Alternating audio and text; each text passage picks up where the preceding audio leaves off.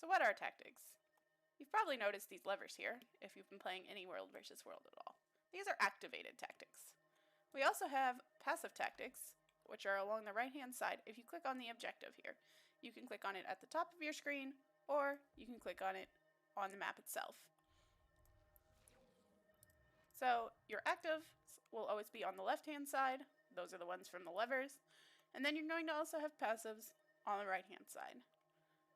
Those are the ones that just automatically play at all times. So for your first passive, this is your tier 1 passive, you can only put your objectives in after you've held acclaimed objectives for a certain amount of time. So I believe it's 10 minutes for the first one, 30 minutes for the second one, and an hour for the third one. And then, so you can see on Veloka here, we've owned this for 18 minutes, so we can put tier 1s in. It's going to take another 11 minutes to put our tier 2s, and another 41 minutes before we can put tier 3s. Tier 1 objectives are Hardened Gates and Sabotage Depot. I will always choose Sabotage Depot over Hardened Gates. The reason for this being is, you can see on our Gary here, someone has chosen Hardened Gates. So what does Hardened Gates do exactly? Hardened Gates gives your gate this fancy, pretty thing, which does absolutely nothing, unless the enemies are PvPing. So, back when Hardened Gates was first released, it used to reduce siege damage. This made breaking into structures completely awful. So, it was changed. Some players have yet to realize this. So, a Hardened Gates reduces incoming damage by 50%. This does not reduce damage from siege weapon attacks. When you are attacking an objective, most likely you are going to be using rams or katas. Katas are entirely unaffected by a gate because you would not want to use a kata on a gate anyway. However, your ram is going to do its full damage to this gate. And if you decide to use golems, yeah, those are going to do full damage to the gate also. The only thing that's not going to do full damage to the gate is your weapon skills. These do very little damage to a regular gate to begin with, so most players are not going to use these unless they're in dire straits of having absolutely no supply left, and the gate is very low to begin with. So going back to Sabotage Depot, what this does is, if for some reason we are unable to save this structure, so you can see right now there's orange swords over there. We do have a tag, but a couple of minutes ago I was outnumbered, which meant there were more enemies on the map than there were of people on my team. Meaning I was unlikely to be able to save this paper tower. Paper meaning a tier 0 tower. So if I put this Sabotage Depot on here and they take this tower, they are not getting the 100 supply that is likely stored in there. Meaning they will be 100 less supply short when they get to my tier 3 objective that I really, really don't want them to take.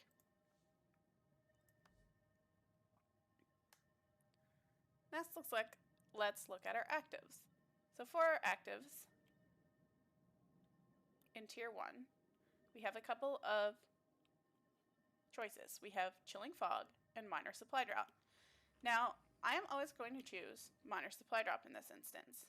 The reason being that the Chilling Fog, while it sounds really great, it activate this tactic to temporarily summon chill inducers that will chill invaders at the objective. What chill does is slows down your skills and your movement. However, if I was with a well-coordinated group and had an NG in most parties, those NGs can now convert all of that chill into super speed. So you've actually, instead of slowing us down, sped us all up. So I would prefer to use Minor Supply Drop. So Minor Supply Drop does a very simple thing of just putting 100 supply in your objective. This will only work if your objective is not already full. So you can see we have 1007 supply out of 1100 supply. So if we were to pull Minor Supply Drop right now, we would lose out on 42 supply because a yak just came in, and now we really don't need this at the moment. However, if we were in an objective that was low in supply, we would get all 100.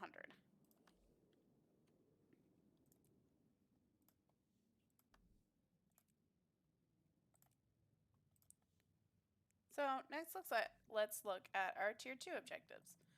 Tier 2, your options are Hardened Siege and Iron Guards. At least 95% of the time, people are going to choose Iron Guards. Iron Guards makes your guard take 50% less damage from everything. Meaning that if someone were to break in and attack this guy, or like our players are trying to attack this guy, if they had this, it would take longer to kill the Lord. Because they do not have that, if our tank gets in there, it will be much faster to kill the Lord. Meaning they have less time to respond and to kick him out. So his chances of capping that objective are far higher just for the simple fact they did not put that in there. They put it in their objectives that they thought about so that it would be much harder to take those. Your other option is Hardened Siege.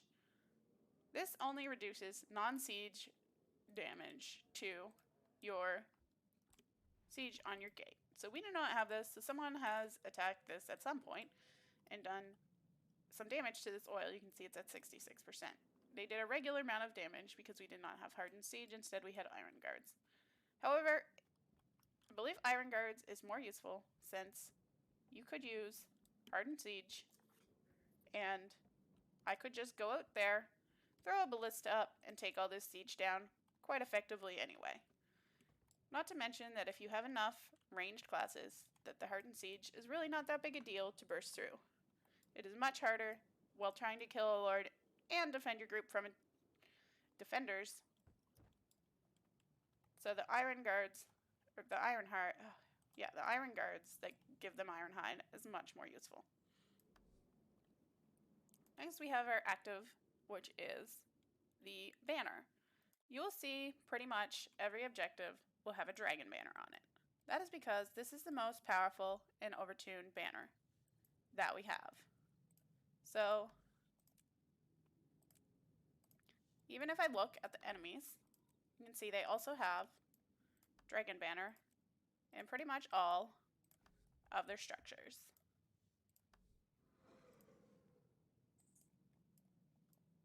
So the reason why we use Dragon Banner over the other two banners is this is the most offensive banner. Turtle Banner is more of a defensive banner, and so while we are defending this structure, we do need to be offensive in order to remove the attackers from our structure. We can't just stay here forever healing through them. Center Banner, I can't even tell you what it does. It does say that it gives you offensive skills, but no one is going to use a center banner over a dragon banner because the dragon banner is just that much powerful. That much more powerful. So now that we've gone over our banners, let's look at our tier 3 objectives, or tier 3 tactics. These are the most powerful. So in this one, we have Presence of the Keep. You can see right now my character has 25 of these little barrels. This is your supply. This allows you to build things in order to either break in structures or repair walls. It should be good. So Presence of the Keep gives you 25 supply. If I were in a regular objective, like Feluca, or even just a tower. So if I were in a tower, I could not have Presence of the Keep, meaning I could only take 20 supply from that objective. So I can carry 5 extra supply simply because I am in a keep that has Presence of the Keep slotted on it. Your other option would be auto turrets. Now, the reason you would not want to use auto turrets are pretty similar to the reasons you don't want to use hardened gates. Auto turrets affect only the gates. They are turrets that deploy above the gates and basically just knock back players. That sounds great, right? But I could just attack a wall with my catapult and the auto turrets are now null and void. Also, the auto turrets are able to be nullified by a single ranger. So one ranger can completely nullify all of the auto turrets. And while rangers are not a meta class and are generally not in Zergs, chances are there's going to be at least a couple following you around anyway. Also, a firebrand could just stab through the auto turrets. A shield gen will block the auto turrets. They're really easy to get around, and so very ineffective. not very useful. So Presence of the Keep is pretty much the only thing you're going to see in the tier 3 slot of a keep unless somebody is trolling the tactics or just did not know any better. So for your active tier 3 tactics, you can see on our keep we have Invulnerable Fortifications. What this does is, if I were to pull this lever while someone was attacking, or even while they weren't attacking, but you wouldn't want to pull it while they aren't attacking, it will make the walls invulnerable, meaning that all of their siege is not going to work for 3 minutes, I believe. Yeah. So, not 3 minutes. Can't be that long. I think a minute and a half or something like that. It is far too long as far as we are concerned. But I don't think it's quite 3 minutes. It just feels that long when you are being stopped by it. So it will stop all enemy attacks, giving your teammates more time to reach the objective to help you, or giving you more time to either build siege or repair your wall in order to buy your team more time to get there. The other option, instead of Invulnerable Fortifications, is also useful. So this is the one slot where either or makes sense in your keep. You can also use Emergency Waypoint. So I don't think that we are going to have anything with an Emergency Waypoint right now. I believe our home BL was under... Oh, okay, we do. Alright, so an Emergency Waypoint will... When you saw that my keep that I was in just a few minutes ago contested, you saw that there was a little X on the waypoint. So the little X on the waypoint means that no one can use it. But with an Emergency Waypoint, it will create a temporary waypoint. So that would be on your active tactics. It would be where this Invulnerable Fortifications is, if we had it slotted. We'll create a temporary waypoint in which your teammates can, for a short time, take to get into the objective that is contested quickly.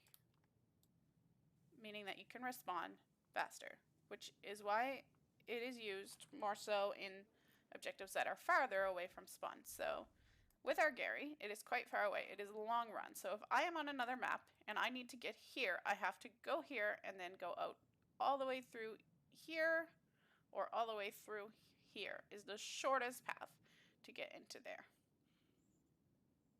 So an Emergency Waypoint makes sense there. The reason why we put Invulnerable Fortifications on here instead of the Emergency Waypoint is all I have to do is go here and run straight here, and I am here. It does not take that long. Same as with this tower, you can see all you have to do is go there, and you're there. So now that we've gone over all the keep ones, there is a few more that you can use on your towers. Or rather, just one more, I believe. Yeah, one more. So you can see on the tower, there's this thing called Watchtower. A spy balloon is deployed above your tower, which will mark nearby enemies on the map. Now that means that if I were to go near it, because it's mine, I would not be marked. But if an enemy were to go near it, they would be marked. So if I can get over to the other side of the map, basically, without getting murdered, I will show you what that looks like. So while you're in a Watchtower, you cannot stealth. Well, you can stealth, but it'll only last half a second, and then the enemies will see you because you'll become revealed. So it is usually not a good idea to fight in Watchtowers if you're a stealthing kind of class, because the defenders of that objective can use stealth in the Watchtower. Since it is theirs, it does not affect them. You will also be marked, so anyone that is on the map at all and that's paying any amount of attention will be able to see that you are there. So we'll see. We can make it over there while we're outnumbered without getting murdered. Oh, actually, we don't even have to go that far because, with our luck, they put a Watchtower on Durios. So you can see, as soon as I walked into the radius of this tower, I got this little marked around me. Now there are ways around it. You can still attack these objectives, for the most part, from ranged. The exception being like, I believe Wild Creek is very, very difficult to get around. But it is soon as you enter the objective, the enemies are going to know you are there. So if I'm back here, I am not marked. As soon as I get up closer, I'm not marked here. See, this guy has come to get me because he had seen me the second that I walked here. Now I will be murdered by a thief, and see, there's now a hollow as well. They knew that I was there because I was running around in the Watchtower. If you need to activate them, you just pull these levers. If you pull the Dragon Banner, you're not going to get it right away. It will drop about here, and then someone can pick it up. The only other tactics that we forgot to go over is... Sorry, I forgot to let you know about camp tactics. So, for camp tactics, you can also put tactics on camps. Camps only get tier 1 tactics, and their tactics are, for the most part, unique to them. So, Armored Doiliacs increases your Doiliac's health and toughness. Pretty much no one is going to use this, as someone could still kill them, it's just going to take them slightly longer, and unless you're actively, and if you're actively defending the Doiliac, it will get a bubble that basically does this anyway. Packed Jacks means your yak carries twice as much supply, which means that if I were trying to upgrade this tower, or even this one, and put Packed Jacks on this camp in the 9 minutes, after that 9 minutes passes, provided we didn't lose it, every yak that went into this tower would count for 2. So if I go into auto upgrades, you can see it says right now there are 5 out of 20 yaks. Because this is a regular yak, he will make that say 6 out of 20 yaks. If it was a packed yak, it would say 7 out of 20 yaks when he got there. Your other option, if you're not going to defend them and the camp is further away than this one here, you may want to put speedy yaks on it. That just means all of your Doiliacs have super speed, meaning they have a better chance of getting to the objective because they are moving much faster. You can also get a Dune Roller. This is what we call char cars. I was wondering why I didn't have very many tactics. I was prepping the wrong guild. Okay, so the Dune Roller basically just gives you a car which does siege damage, so you can drive around and shoot at people's walls. Then you can also apply Invulnerable Doiliacs. So these 3 up here are your passives. These here are your actives. So your Dune Roller, which is your char car, and then I'm not sure why we call it a char car. I think it must just look like char or something. But you transform into a car and you can drive around attacking walls and things. And Vulnerable Doiliacs will make it so that you can pull a lever which makes your Doiliac invulnerable for a little bit of time, meaning that no one can kill it on its way to that objective.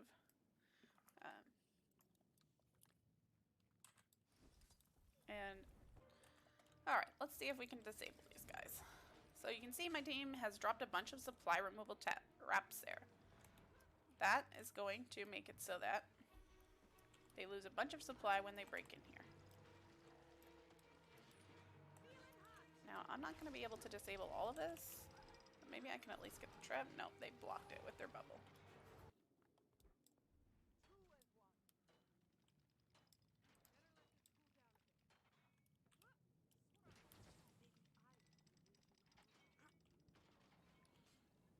So somebody did manage to disable them, which is a very good thing. As you can see, so far we still have all our tactics. We have not needed to use them yet. Someone's now using my arrow cart. That is awesome. I love it when people actually use the siege I built, so I can build more, because the average player is not going to drop a piece of siege to build it. I'm not sure why this is. I guess maybe they just don't have any on them. But they generally won't.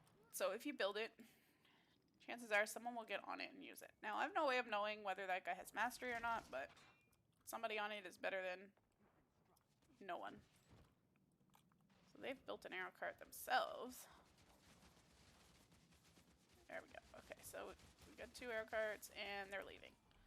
Alright, so since they're leaving, I'm going to show you the supply tactics, since this is what we are going to need now. You can see that we are now very, very low in supply. 269 out of 1,100.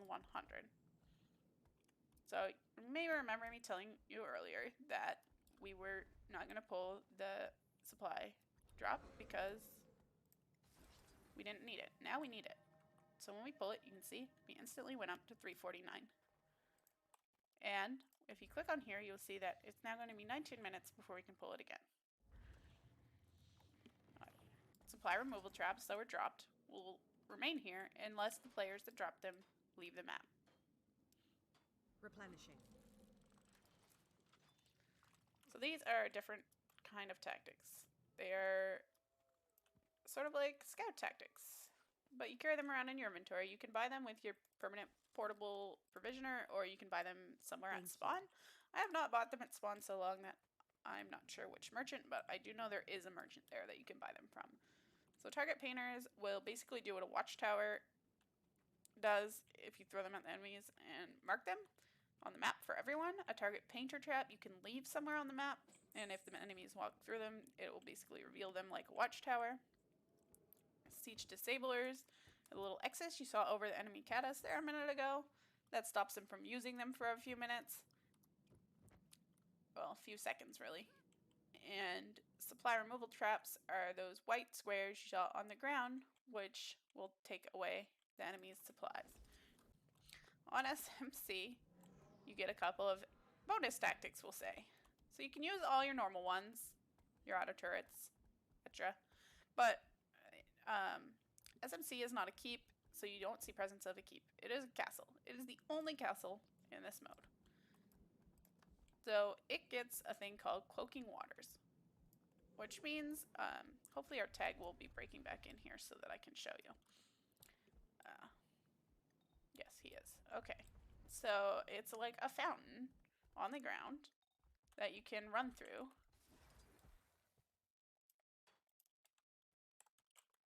In order to make your team invisible for a few seconds. It basically works like a stealth. But all you have to do is walk through the fountain and you get it. And I think it's a little bit longer than a regular stealth as well. Other tactics are Airship Defense. So you can use your regular emergency waypoint or invulnerable, or you can use a thing called airships. What this does is gives you another active tactic lever, in which you can just pull it and a bunch of airships fly overhead and bomb the enemies. There is, I believe, 4 rounds of this, and it will knock you back if you're standing in it. Unless, of course, you have stability applied to you. So this here fountain here, if they are to run through it, will make them invisible. Or invisible. So you can see someone has used Invulnerable Fortifications over here already.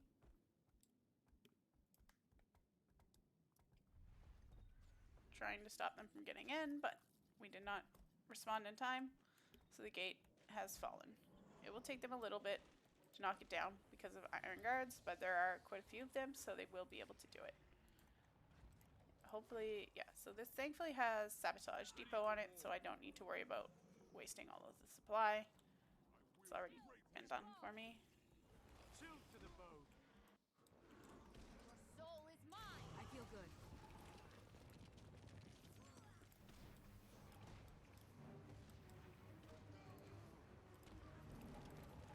And now it is time to get out because this is no longer ours. Oh shit. Was not fast enough.